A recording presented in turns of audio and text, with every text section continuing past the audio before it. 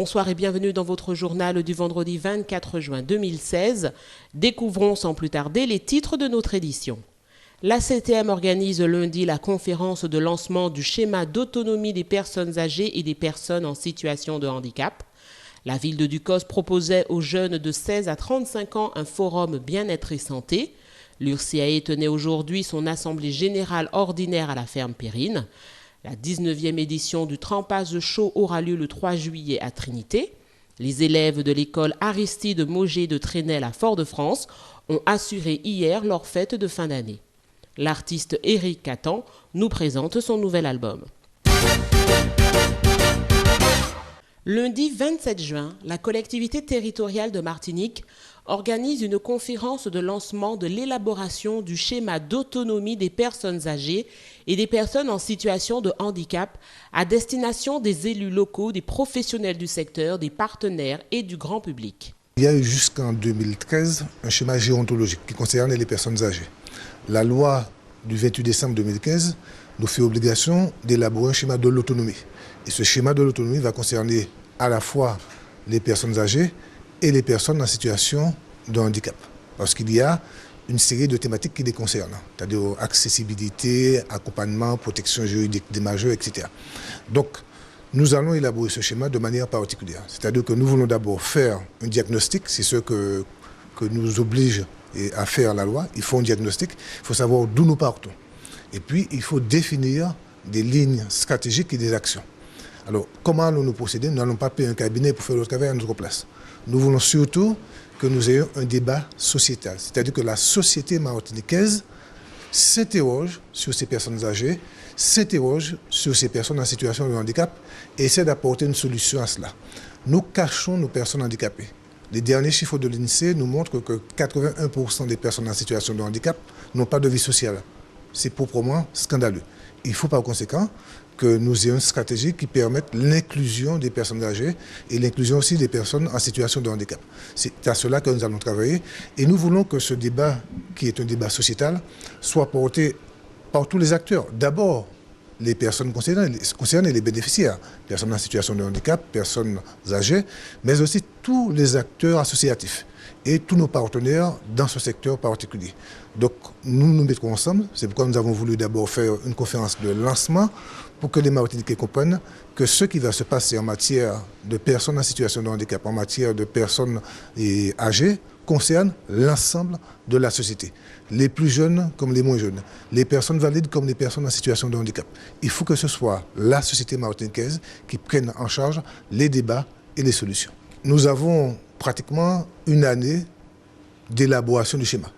Nous avons fixé la perspective de juillet 2017 pour voter ce schéma.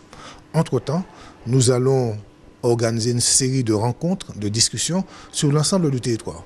Il faut que tout le territoire soit impliqué dans cette démarche. Et nous allons aussi tenir des conférences, réfléchir, faire des propositions. Nous aurons un comité de pilotage, nous aurons un comité partenarial beaucoup plus large, des groupes de travail. Il faut vraiment que la société débatte de tout cela et la parole de chacun est une parole souhaitée et une parole qui sera prise en considération parce que nous devons construire ensemble. Il ne s'agit pas pour nous de faire élaborer un schéma par un cabinet ou bien par les administratifs de notre CTM. Il faut que chacun y participe, y compris d'ailleurs nos travailleurs sociaux qui sont extrêmement efficaces, qui ont une bonne expérience, mais il faut que leur voix se mêle aux voix de tous ceux qui participent à l'effort de réflexion sur ces questions. Cette démarche est la première étape d'un processus que mène la CTM en faveur de l'inclusion sociale et durable de ces publics. La ville de Ducos a organisé à destination des jeunes de 16 à 35 ans un forum bien-être et santé pour une meilleure insertion professionnelle. Durant toute la matinée, le public présent a trouvé de nombreux conseils auprès de professionnels de l'image, de l'activité sportive et également d'acteurs de l'emploi et de la formation. Le forum Bien-être et santé pour une meilleure insertion professionnelle a été pensé pour regrouper un nombre de professionnels qui travaillent sur le bien-être du corps et de l'esprit. Donc, il est important aujourd'hui pour accompagner un jeune en démarche d'insertion professionnelle ou qui est déjà inséré professionnellement pour asseoir ses acquis, ses compétences, d'avoir confiance en lui. Et ça passe bien sûr par le bien-être de son corps et bien sûr mentalement. Donc, les professionnels présents, donc 2 salles de sport, Casine Fit Art et Fit and Form, qui étaient présents pour la partie physique, qui ont donné cours en musique et body combat.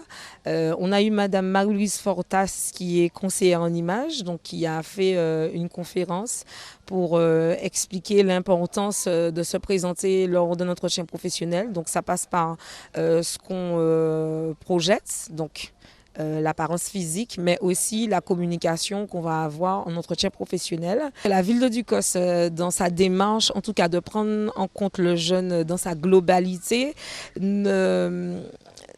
a pour objectif, en tout cas, pas de prendre le jeune, lui donner des informations et le lâcher, au contraire, mais l'accompagner à plusieurs étapes. Aujourd'hui, c'est vrai qu'on demande d'avoir un projet professionnel, mais le projet de vie aussi est important. Et la proximité qu'a aujourd'hui les collectivités territoriales comme la mairie de Ducos œuvrent dans ce sens. Donc, c'est un cheminement qui est long. Il faut aussi, bien sûr, un volontariat des jeunes. Aussi, parce qu'on ne peut pas non plus les récupérer chez eux, il faut aussi qu'ils aient envie. Donc, on cherche en tout cas à leur donner envie, en leur donnant les informations, les outils nécessaires. Aujourd'hui, notre démarche est de mettre en synergie l'ensemble des acteurs, les institutions qui proposent aujourd'hui des dispositifs en direction des jeunes. Ce n'est pas toujours évident en termes de communication, parce que le jeune n'est pas forcément en mesure d'exprimer ses besoins de manière claire. Donc aujourd'hui, notre démarche est d'être à leur écoute justement pour impulser cette bonne communication en tout cas.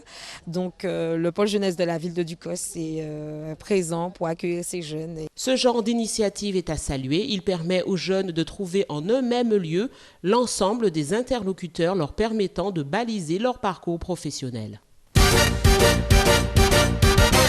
Pour son assemblée générale, l'Union régionale des structures d'insertion par l'activité économique réunissait ce vendredi son conseil d'administration et ses partenaires à la ferme Périne.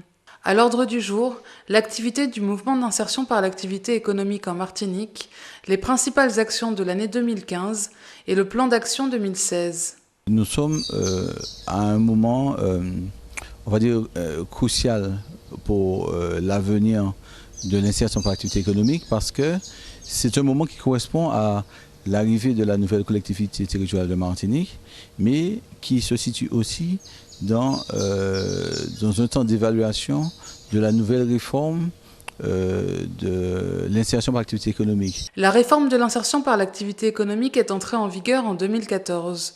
Elle consiste en la mise en place d'un système harmonisé de financement sous la forme d'une aide au poste pour toutes les structures d'insertion. La réforme impose également les CDD d'insertion comme contrat support pour toutes ces structures.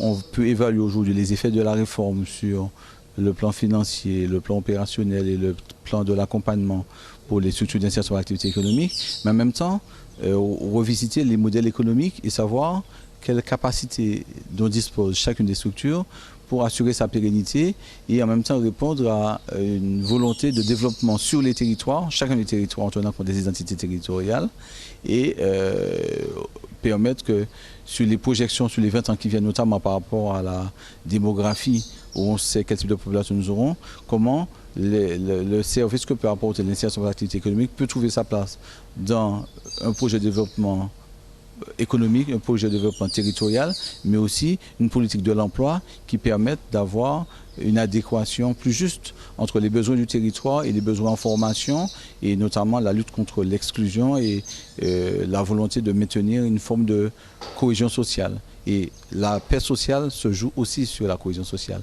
Pour ne pas se cantonner aux subventions publiques, les différentes structures d'insertion par l'activité économique de Martinique essayent de se donner les moyens d'une indépendance financière.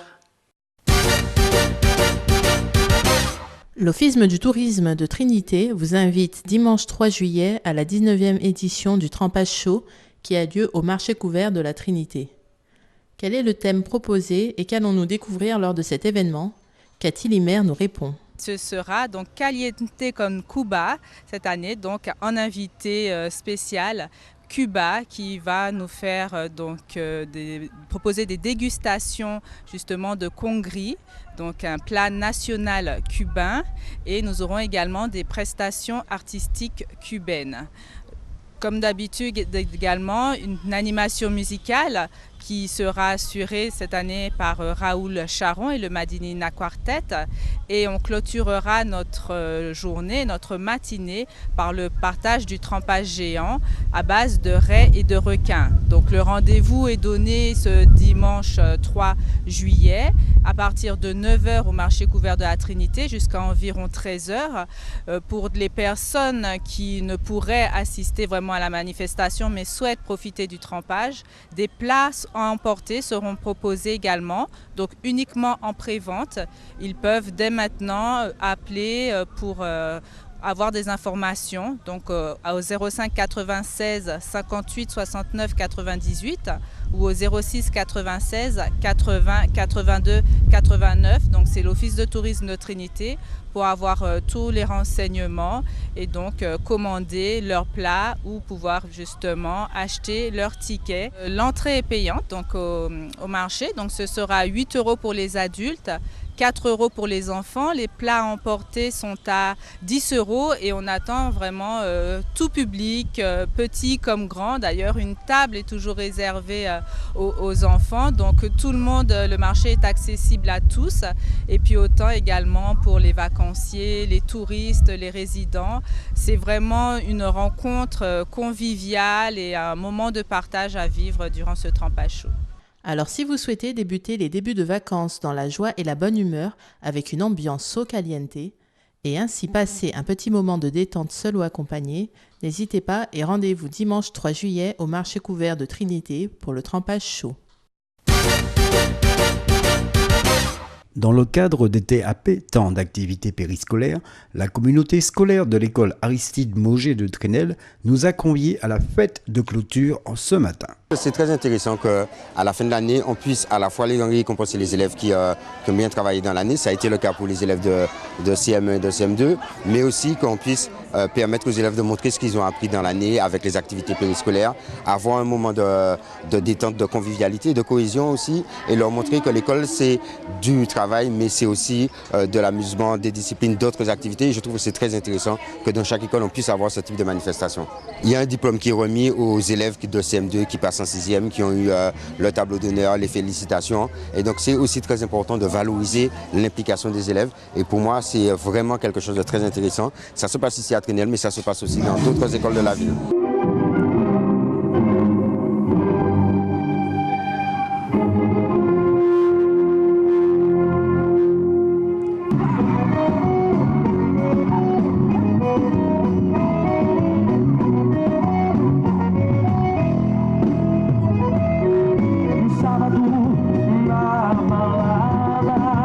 Ce qui nous caractérise, c'est le fait que toutes les composantes de l'école travaillent ensemble. Donc les activités périscolaires sous l'égide de la mairie, tout ce qui se passe sous l'égide de l'éducation nationale et donc de moi-même la directrice d'école et de la circonscription de Fort-de-France 1, les activités de la garderie périscolaire sous l'égide de la FCPE, nous travaillons tous ensemble dans l'intérêt des petits de Trenel. Voilà.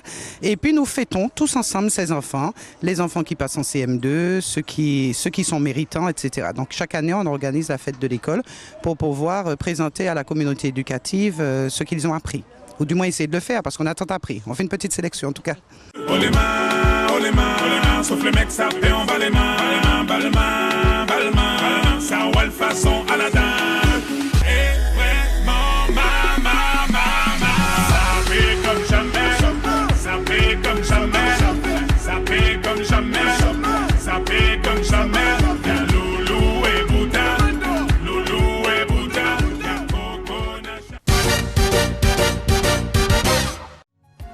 Toi belle inconnue que je n'avais jamais vu. Le jour où le destin t'aura mis sur mon chemin, l'instant où mon regard se posa sur toi.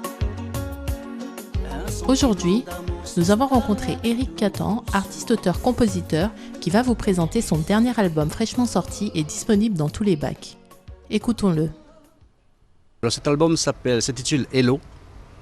Voilà, c'était une façon de dire Éric Catan revient sur la place, quoi. Alors l'album est déjà sorti dans les bacs. Nous commençons la promotion, nous avons commencé la promotion depuis 2 semaines. Et cet album, c'est le fruit d'un long travail, puisque depuis mon premier album qui est sorti il y a 20 ans, donc j'ai travaillé à nouveau avec Philippe Joseph, qui est le directeur artistique, sur cet album. Le style de musique qui est mis en place, c'est du zouk. Et nous avons différents titres qui parlent en un mot, on va dire, l'amour sous différentes formes. On s'est un petit peu basé sur des faits divers, ce qui se passe aussi dans le monde et autour de nous, voilà. Donc tous les textes sont écrits à partir de cela. Très prochainement, vous pourrez découvrir son tout premier clip du dernier album Hello, dont le morceau s'intitule « L'inconnu de mes rêves ».